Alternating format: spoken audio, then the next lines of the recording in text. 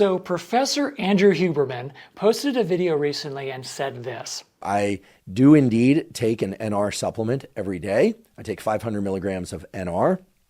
I also, and have separately taken, an NMN supplement. I take sublingual NMN. So I'll take anywhere from 1 to 2 grams of NMN as a sublingual powder, which, as the name suggests, you put it under your tongue and it dissolves there. It's got this kind of tangy flavor.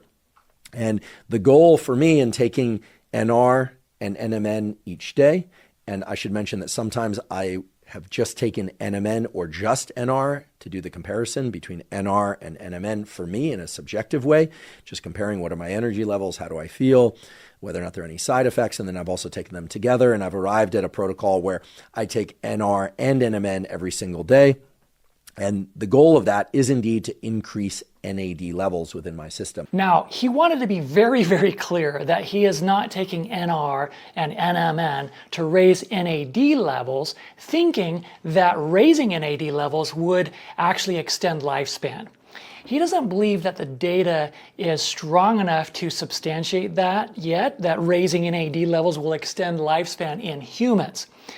But he does say that he has an open mind. He's keeping an open mind, saying that maybe that data will present itself in the future. He just doesn't feel like we're there yet. Speaking of NMN and NR about this video is when he talks about his own personal experience taking NR and NMN. And now I realize what I'm about to say is entirely subjective, and I really want to highlight that. What I'm about to describe is my experience. It is not based on any peer-reviewed studies.